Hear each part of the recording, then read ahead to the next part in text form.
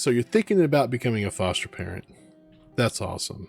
I'm really happy and I'm grateful. Truly, these kids need foster parents. There are many kids coming into care and there's not enough foster parents to go around. To no fault of their own, they need a place to be safe, to heal, and to see that there's another way of life. There's another way to live. That's what you're there for. You're to help provide them the safety to heal and to see that the life they had does not have to be the life they live, and does not mean that has to be the way they live forever. But maybe you're thinking, what do foster parents do? Or how do I know I'm ready to become a foster parent? Or what resources could I possibly have once I become a foster parent to help me through this journey?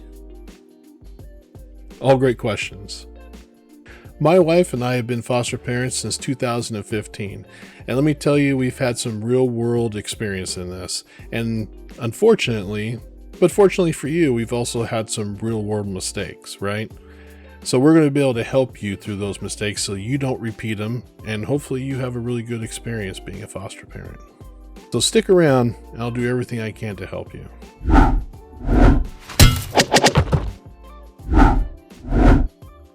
Hey fam, Caskets for Life here. Welcome back to the channel. I hope this video finds you and your families safe and healthy. If you're new to my channel, I'm a foster dad. Shocker. And I was also actually a foster child when I was younger. I'm making these videos for newer foster parents and hopefully any foster parents that may need help. I know when I was first starting out, I didn't have a lot of help and there was not a lot of resources out there that I could find, even on YouTube. Regardless if you're looking to adopt or foster or even just be a respite home for a foster parent or adoptive parent, my hope is that I can help a lot of people, including you. In this video, I'm going to be sharing with you the 5 do's and the 1 don't when thinking of becoming a foster home. If you find this video helpful or any of my videos helpful, please consider clicking the subscribe button and the little bell down below so you'll know when I drop a new video, which is about once a week.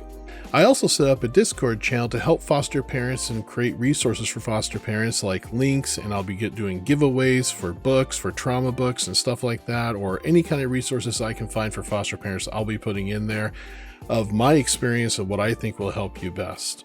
So please consider coming over and checking that out. The link is down below. Let's get to it.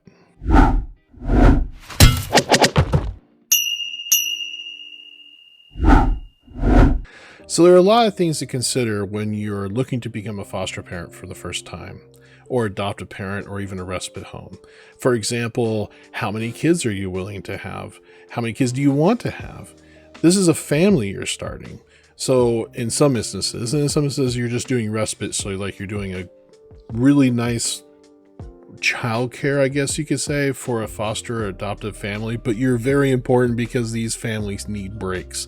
These are really intense situations at times with these foster kids. So if you just want to be a respite home, that's perfectly acceptable. Please don't let anybody make you feel like that is not okay.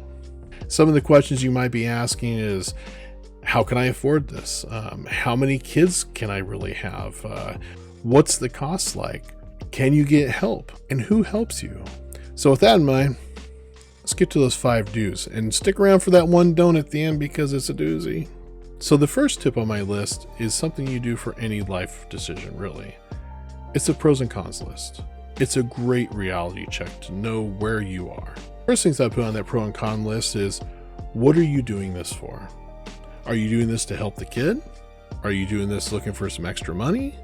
Are you doing this because it's something that you really want to impact the world for? Is this something you're looking to give back because you were a foster child at one time? Are you just helping a family friend, maybe a relative? That's great too. There's nothing wrong with any of these. And my point is that you want to create a pros and cons list about your level of commitment, because these kids have been through a lot. Are you really ready for that kind of commitment? I'm not trying to dissuade you by telling you this. What I am trying to do is make sure that you have a reality check, pros and cons list of what's really about to come down your pipeline, you know, what you're about ready to commit to. Are you looking to adopt a child? How many children? How many children are you really willing to commit to in your life? Are you thinking you're going to make a lot of extra money for this? Like if I get 5 or 6 kids, I'll make a ton of cash. Not going to happen. There's your first reality check from me, and maybe a myth buster. I'll have to do a video on myths and facts for foster parenting. You don't make a ton of money doing this. You're not in it for the money. If you're in it for the money, just stop, shut down this video, don't do it. Become a respite home instead, which is perfectly fine. I'm not saying it isn't. I'm just saying if you're looking to try to make extra cash on the side, then I would be a respite home. Because a foster home takes a lot of money to do. You're going to spend more money than you're bringing in. It does helps with the extra groceries, electricity, washing machine, clothes, buying shoes when they only give you so much money per year for each child to be able, and they only give you that once a year, but only give you so much money per child to be able to buy these clothes and extra shoes and extra food and yada yada. It will help, but it's not going to be like a second job type of income. The second tip I give you is make sure that your home has enough room for the children you want to bring in.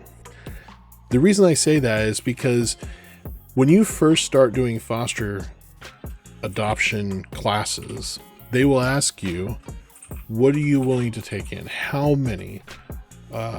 What's your preference? Throw that all out the window. You can tell them what your preference is, but I'm telling you right now, that ain't going to happen. What they're going to do is they're going to come to you in the middle of the night and say, hey, I have an emergency placement of 3 kids I need to put in your home for the next few days. Would you mind if I did that? Keep in mind that 70 to 80% of the time, those emergency placements going to be longer term. Going to be months. So make sure you're ready for that. It's okay. Let me say it again. It's okay to say no. You can say no. The reality is if you say no too many times, they may not come to you all the time, or they won't come to you with 2 to 3 kids. Maybe at some point you are starting to become ready for 2 to 3 kids. Maybe you get a new home or whatever. Then you'll want to update your licensing worker that you'll be using.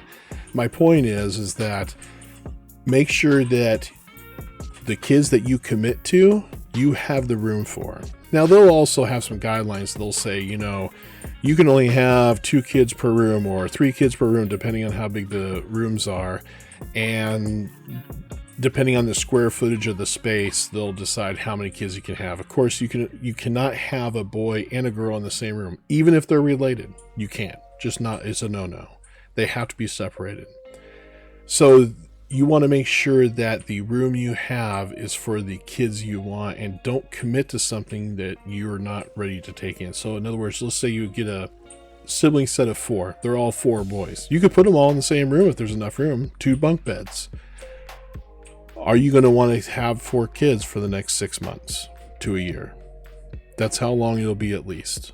Sometimes a year and a half before they will be going back home to their parents or wherever they came from. They'll do reunification first, which is trying to reunify the family unit back together. The other thing they hate to do is they don't like to break up sibling sets. So if there's a sibling set of like 5 or 6, they'll try to keep them together. It's okay to say no. Just make sure you're very clear with your licensing worker on what you are willing to be able to take in. And don't feel bad. Any amount's going to be wonderful. You are doing a service to the community. You are helping these kids. So please, don't feel guilty about whatever amount you decide to take in. If any of this so far is starting to hit home, or maybe you're starting to think of some different questions or whatever, please drop a comment below and I'll definitely respond to it. Also, don't forget to come by the Discord community. Lots of great people will be there, hopefully very soon. And you'll be able to discuss amongst yourselves, and I'll be there too and drop in, and I'll be dropping links and giveaways. So please come on by and register with the link that's down below. I'd love to have you. Don't forget the whole Twitch thing. I kind of come online Thursday, Friday, Saturday, and do a few hours of just gaming with my boys, chatting with you, answering any questions you may have. So please drop by twitch.tv/casketsforlife and click the follow, and I'll let you know when I'm online. So now we come to tip number 3. Go get a lot of secondhand clothing. anything you can get your hands on. Family, friends, if they got any kind of clothing, anywhere from like months old, like infant months old, all the way up to like 15, 16 years old, depending on what your level of comfort is, right? So if you say you only want to take in kids up to like 4 or 5 years old, first of all, remember what I said about the sibling thing? If there's like two 3-year-olds, or a 4 or 5-year-old, or a 6 and a 3-year-old, might come with a 12 or 13-year-old that's their sibling. Are you willing to take that 12 or 13-year-old on as well? They won't want to break up that sibling set, and it could mean that it's longer for you to be able to get more kids, or to get any kids. So, but it's okay to say no too, right? So if you want only the 2 to 3-year-olds, or the 4 to 5-year-olds, or whatever, my point is, go and get some clothing. Go to Goodwill. Go to your local church. Go to your local community center, wherever that might be. Put the word out that you are looking for secondhand clothing, anything you can get your hand on to be able to clothe these kids when they come into care, because some of them come in with the clothes on their back and that's it. And the children's division won't give you a check right away to be able to go get them more clothing, because they do give you money for clothing. It's a clothing voucher, but they don't give it to you right away. Sometimes they don't know if they're even going to stay with you for more than a few nights, so they're not going to cut a check like that. So make sure that you have some clothing sitting down in, like we have it in our tubs in our basement. We have tubs of clothes, and they're sectioned out between infant and toddler, and then we have like the middle-aged kids, and then teenagers. We have a whole bunch of boxes of clothes, and every once in a while we'll go through and cycle those out depending on how worn or whatever they are. So my point is, they don't come with very much, so make sure you have some great resources ready for them, so when they come, they don't have to feel like weird. Let's make them feel better. Also, if you come to my Discord channel, I'm going to try to see if I can get local, state-by-state shelters or places where you can go to get clothing, or to get other foster care resources where they can kind of help you out, especially if you're a new foster parent. The fourth do is, do get ready to be exposed. Your entire life is about to be dug into, and I mean dug into. FBI checks, state and federal. They will have private investigators go talk to your family and your friends, your neighbors. They want to know everything about you. Can you blame them? They're about to give you a child to take care of, to a little life to hold on to make sure that they're okay and that they're safe in your home. Plus probably paperwork about that thick to fill out of just about your personal life. Medical, they're going to get into your medical. You're going to have to go do a bunch of medical tests for them. They want to make sure that you're going to be healthy. They don't care if you're wealthy. Trust me, they don't. They will dig into your financials because they want to make sure that you're not so upside down debt that you're probably doing this just to try to get extra money, because that's not who they want. They want people there that are committed to the kids. Also, every 2 years, they're going to be digging into your background. So any speeding tickets you get, any kind of like, especially any felonies or anything like that, a felony is an automatic disqualifier. Sometimes they make exceptions if it's been like, I think, more than 5 years. But my point is that they are wanting to know everything about you, and they have certain training and other medical stuff you have to do every 2 years as well. The fifth do I have is kind of like a no-brainer. You're going to need patience. You do, number 5 do, you do need patience. It's going to become a skill set for you, more than just like something you have inherently as a human being. You're going to have to learn how to handle stress that is unbelievable. You're going to have to learn how to control your anger, because you will get angry. Maybe not even at the parents or the child, but just angry at the situation. You're going to need some stress relief. Go on walks, get a treadmill, get a bicycle you ride, get a workout gym, go get a gym membership, get away for a little bit, use respite. Respite is there to help you. There's lots of respite resources around. I'm going to try to link some of that in the Discord as well. I'll have like probably like under the helpful links, I'll have all the different respite centers from the different children's divisions throughout the states in the US. And definitely use that, because I can't tell you how valuable it's been, you need a break. You will need multiple breaks. These poor kids do not care. All they know is that you've taken, and maybe not you personally, but to them, you've taken them away from their family. They're pissed off. They're going to do things that'll test your patience beyond what God probably intended. Although God usually never gives you more than you can handle. But it'll be close. So just make sure that you're ready for that. Lots of patience. Get yourself some meditation tapes, meditation apps out there. I think there's even one called Calm now.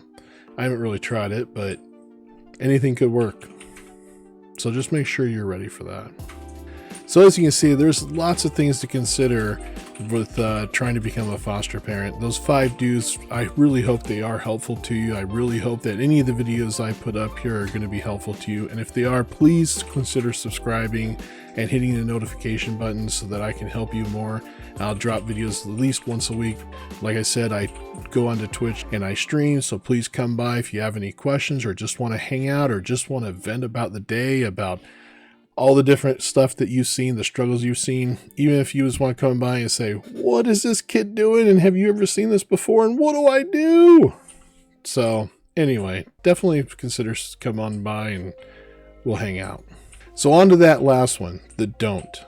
Don't do this alone. Let me say it again. Don't do this alone. Church, family, friends, whoever you can surround yourself with that can help you. I'm here for you. I'll be here for you for a long time. I don't care if no one subscribes to my channel. I'm still going to put these out because I know they can be valuable to somebody. And if I can help just one family before they go over the deep end and turn in their license and stop being a foster parent, I'm going to do this as long as it takes. I want to make sure that you guys know that I'm here for you. Don't do this alone. It'll be so much harder if you do this alone. Have family near you to support you. Talk to your family about this first. Talk to your kids about it that you do have already. Let them know your passion and your desire to help others. Let them know that this is not just like a whimsical thing, that you really have thought this through and you really want to do something. Your church should be there for you. If you go to church, if you don't, that's fine. Elks Club, VA Hall, I'm a veteran. Anywhere you can find help. Friends, if you got really good friends, then ask them, hey, would you mind being able to help me through this journey? I may have a time where I need you to come by and just give me 20 minutes so I can go take a drive somewhere before I lose my head and start screaming at these kids at the top of my lungs.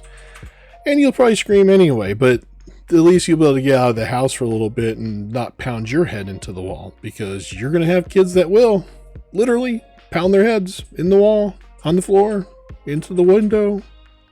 It's going to happen. So I hope this video was helpful for you. I hope this 5 do's and 1 don't really do help you in deciding you're going to become a foster parent. If you have anything that hits you on this, or if you just want to comment below and have me respond, definitely do that. I definitely check these comments all the time. Hit the like on the video if you think this is a good video, or hit the don't like if you didn't like it, and please drop me a comment as to why. I never get upset. I just want to help improve and be there for you guys. So I hope that's helpful, and I hope to see you again, and have a great day. See ya.